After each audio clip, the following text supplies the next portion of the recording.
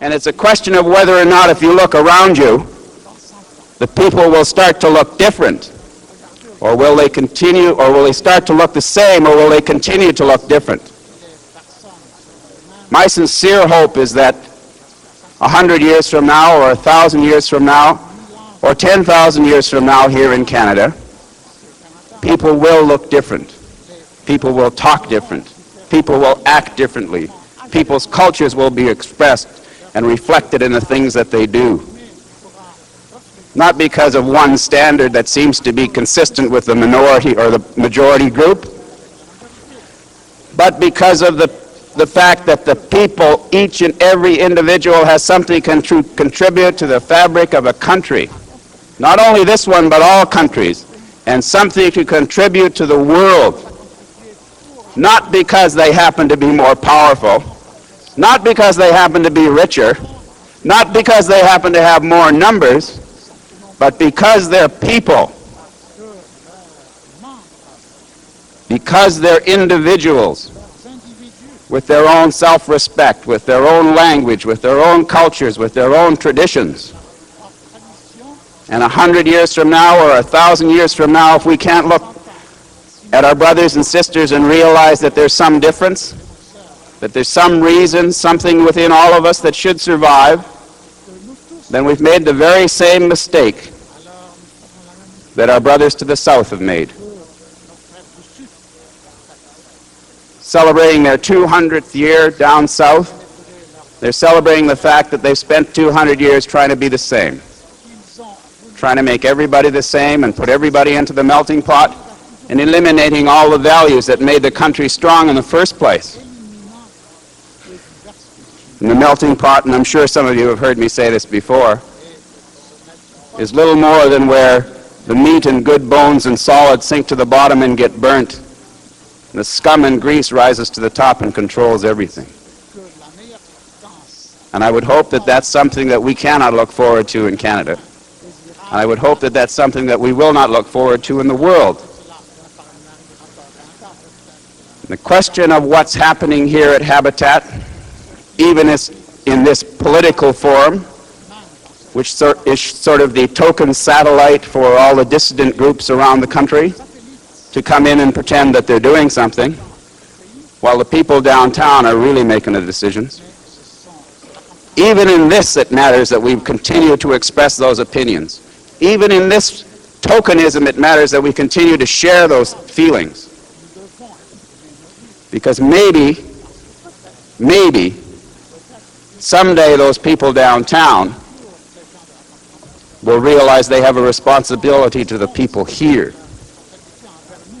and will start to make decisions consistent with the values that we express here.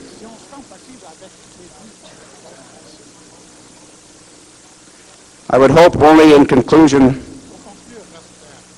that all of you probably aren't as cynical as I am, because I feel like Simon Baker. I haven't been involved as long as he has. I haven't even been alive as long as he's been involved. But I feel very tired and very cynical about the future of Canadian Indians, because I see us being bought off and sold out by our own leadership. I see us being bought off and sold out by our own people for expense accounts and core funding and big dollars. And I see the same uncaring government continuing to do what it does, maintaining colonialism within the boundaries of Canada, with the Department of Indian Affairs allowing Indians to be second-class citizens, allowing Indians to have no privileges, not even having the right to make their own will, having a department of 10,000 bureaucrats living off our backs, living on our money, living on the excuse of our suffering to make a living for themselves. And Canada spends $500 million a year supposedly on Indians. Money derived from our land. Money derived from the resources of our land. And 85% of that goes into the money-grubbing pockets of those bigoted and incompetent people that work in the Department of Indian Affairs and Northern Development.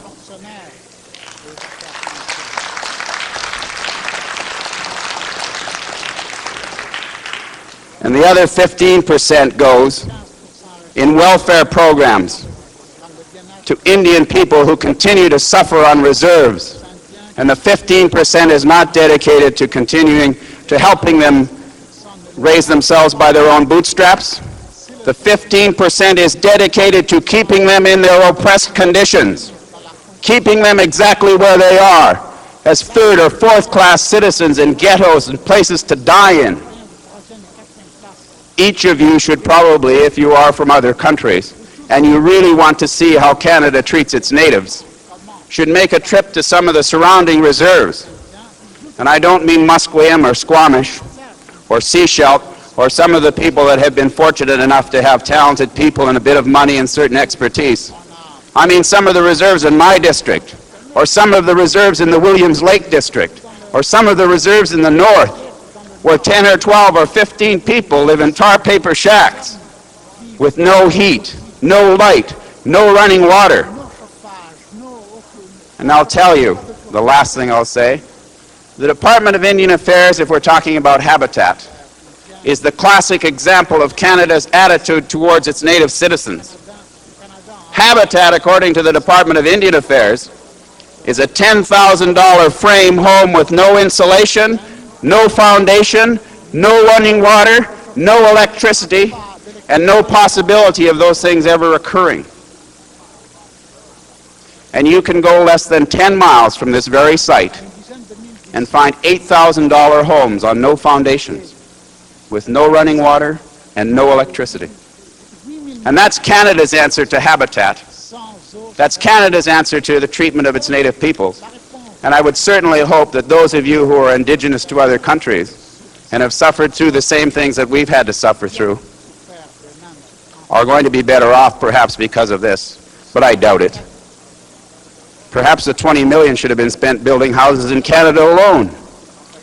We could have probably solved the housing problem in British Columbia.